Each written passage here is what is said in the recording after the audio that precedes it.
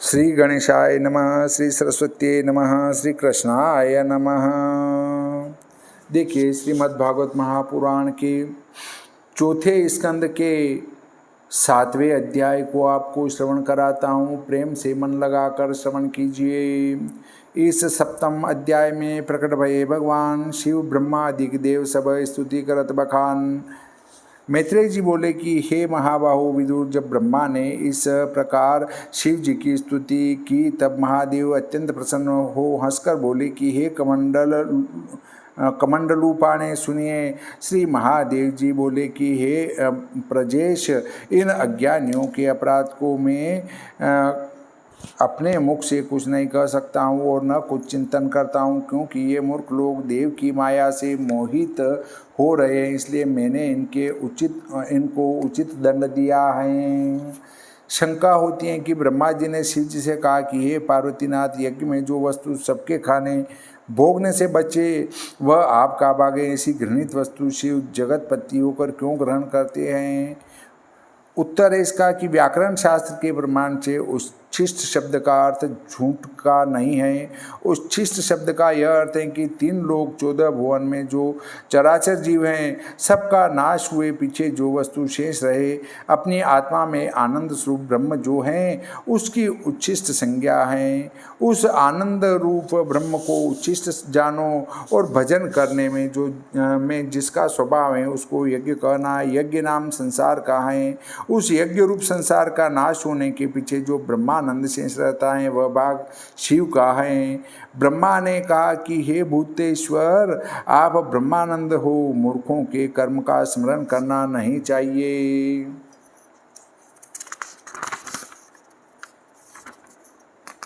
दक्ष प्रजापति का सिर तो जला दिया, इसलिए बकरे का मुख इनके धड़ पर लगा दिया जाए और भगवत देव मित्र देवता के नेत्रों से अपने यज्ञ संबंधी भाग को देखें। पिसा हुआ अन्न पूछा यजमानों के दांत से भक्षण किया करें, और जिन देवताओं ने मुझको यज्ञ का उच्छिष्ट दिया है उनके सर्वांग पूर्ण हो जाएंगे। वे अध्वर्यु और ऋत्विज की जिनके अंग सर्वथा नष्ट हो गए, उनकी भुजाओं का काम अश्विनी कुमार की भुजाओं से होगा और हाथों का काम पूषा के हाथों से हुआ करेगा, और भृगु की दाढ़ी मूछ बकरे की मूछ की होगी। मैत्रेय जी बोले कि हे विदुर, शिव जी के स्नेह भरे वचन सुनकर भूत मात्र और देवता लोग अत्यंत प्रसन्न हो साधु साधु कह धन्यवाद देने लगे। फिर सब देवता और मुनियों ने जब शिव जी की विनय की कि कृपा करके आप वहाँ चलिए और सब कार्य पूर्ण कीजिए, तब देवताओं की आज्ञा सिर पर धर शिव जी ब्रह्मा और ऋषियों सहित देवताओं को साथ ले उस देव यज्ञशाला में पहुँचे। शंका होती है कि ब्रह्मा से शिव जी ने कहा कि हे ब्रह्मा जी, मूर्खों के कर्मों का हम चिंतन नहीं करते। उत्तम मध्यम कर्म जो नीच हमारे लिए करते हैं उन सबको हम सह लेते हैं, और फिर दक्ष का नीच कर्म समझकर उसके यज्ञ को विध्वंस क्यों किया। उत्तर, शिव जी ने विचार किया कि दक्ष महापापी हैं और बड़ा अभिमानी हैं। जो सब प्राणी मात्र की रक्षा करता है वह दक्ष ऐसा दुष्ट हो रहा है जो यह दंड न पाएगा तो ब्रह्म कर्म छोड़ के राक्षस हो जाएगा। अतः अनुग्रह करके शिव ने दक्ष के यज्ञ का नाश करके उसको दंड दिया। दक्ष का निज कर्म समझकर उसके यज्ञ का नाश नहीं किया और संपूर्णता से यज्ञ कराकर जो कुछ शिव जी ने कहा उसी भांति यज्ञ में पशु का सिर काटकर दक्ष के धड़ पर धर कर जोड़ दिया। शीश जोड़कर शिव जी ने दया दृष्टि से उसकी ओर देखा।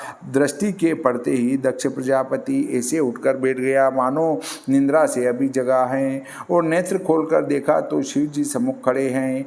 यद्यपि शिव जी के द्वेष से उसका चित्त दूषित हो रहा था, परंतु शशि शेखर का दर्शन करते ही सब वैरभाव मिट गया और शरत काल के तड़ाग के तुल्य दक्ष का मन निर्मल हो गया, और बारंबार मन में यह विचार करता था कि दीन दयालु भूतेश्वर महादेव जी की स्तुति करूं, परंतु अनुरागवश हो कुछ मन से हो कुछ मन से नहीं उच्चार सका और अपनी मरी हुई दुहिता सती का स्मरण कर उत्कंठा से आंखों में आंसू भर आया और जैसे तैसे बड़ी कठिनाई से मन को रोककर प्रेम से व्याकुल हो वह सद्बुद्धि दक्ष कपट भाव को हृदय से त्याग कर शिव जी की स्तुति करने लगा।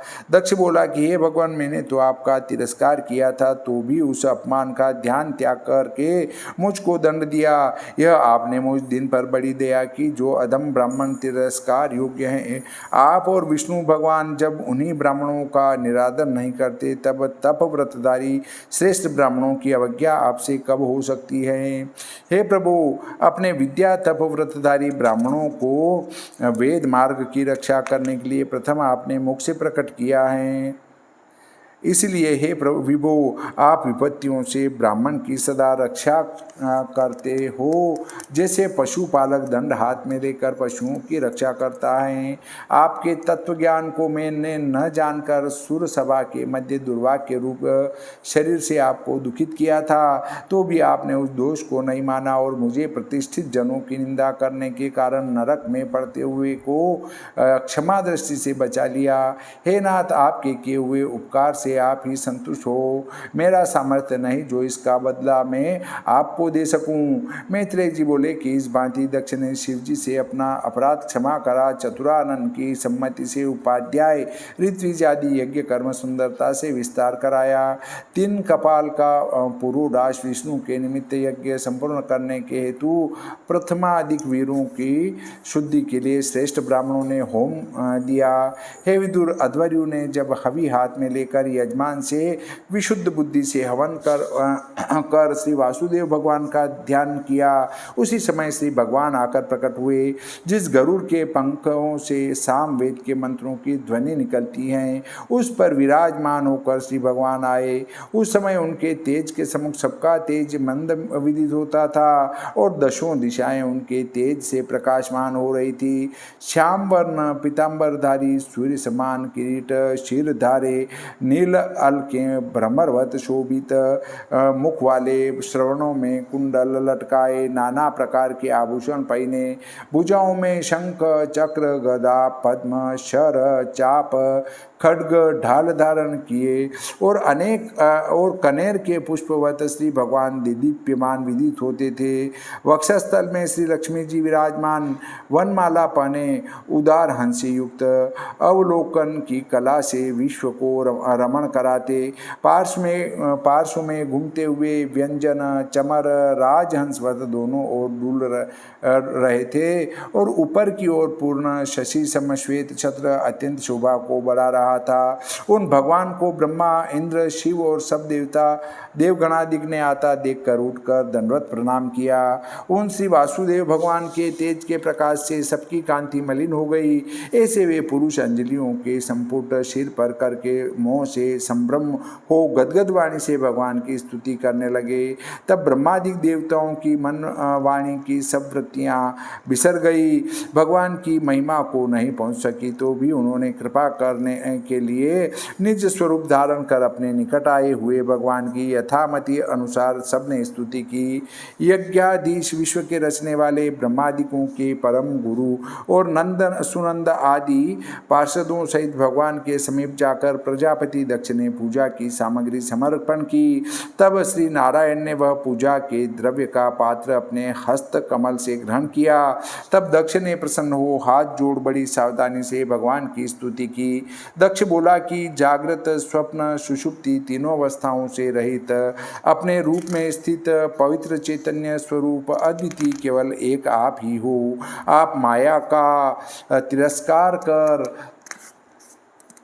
स्वाधीन होने पर भी फिर उसी में स्थित होकर पुरुष रूप बन माया रूपी नाटक रचते हो।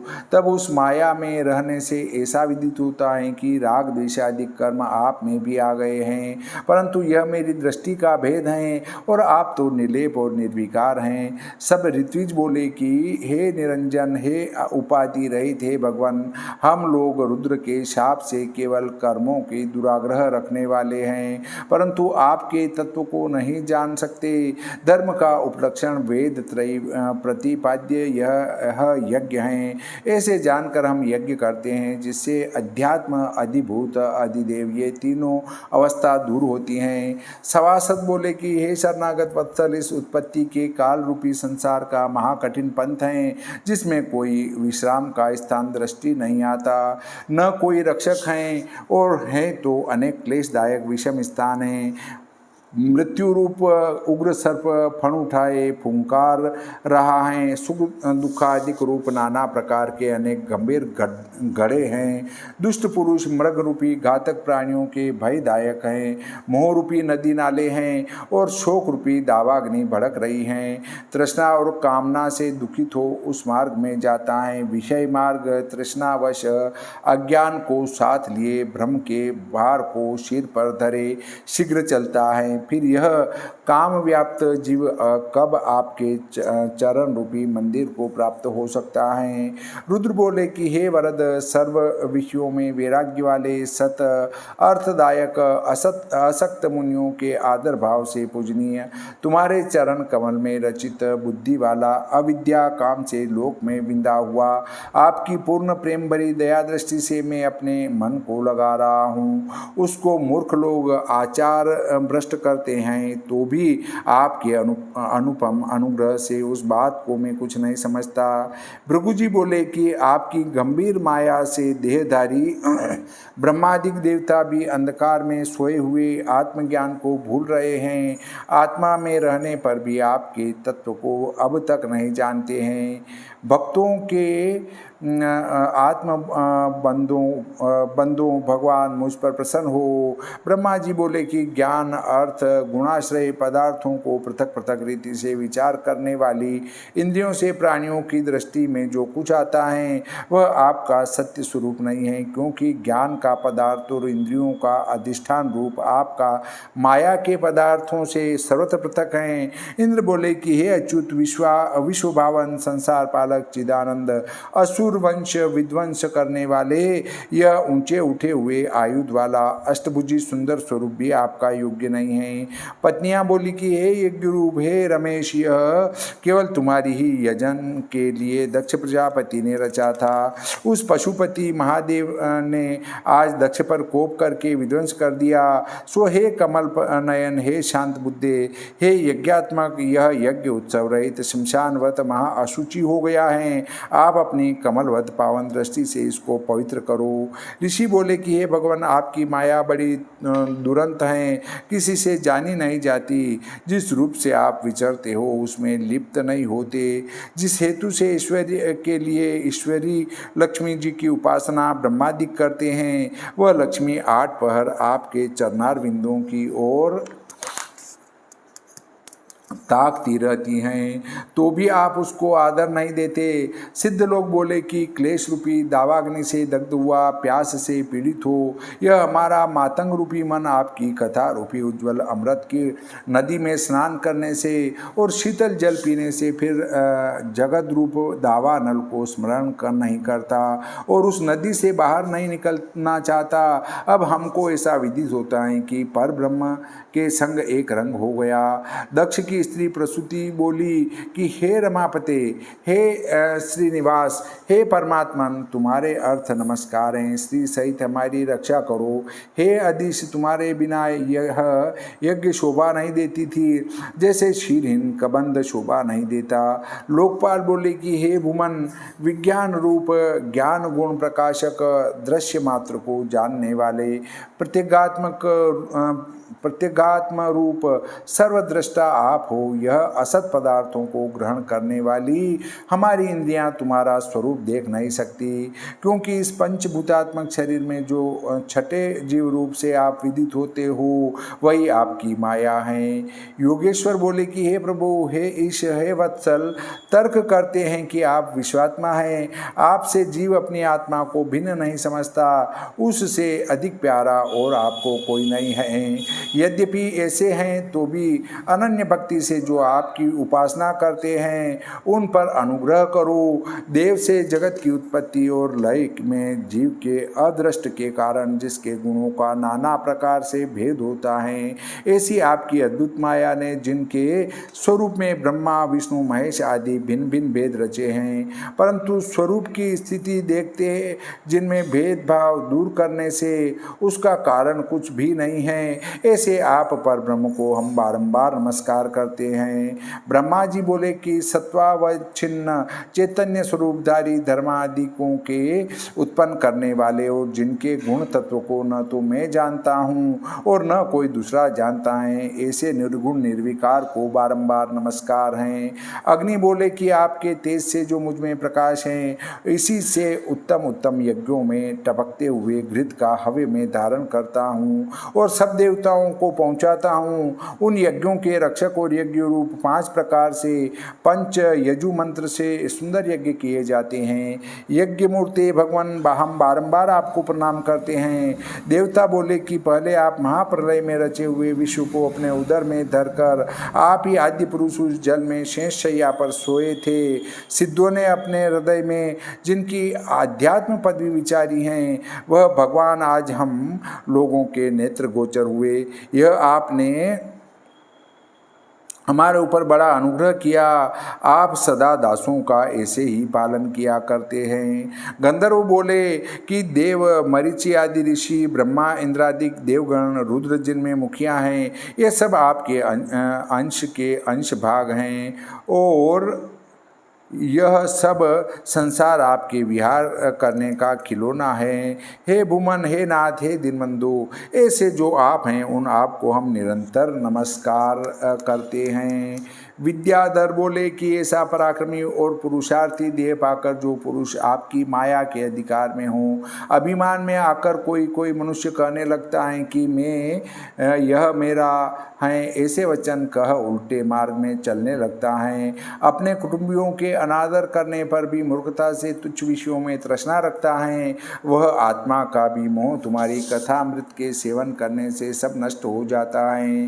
ब्राह्मण बोले कि यज्ञ हवि अग्नि मंत्र समिधा दर्भ पात्र सभासद ऋत्विज यजमान यजमान की स्त्री देवता अग्निहोत्र स्वदा सोमवल्ली लता घृत दुग्ध और यज्ञ पशु सब आप ही हो, इसलिए आपको नमस्कार है।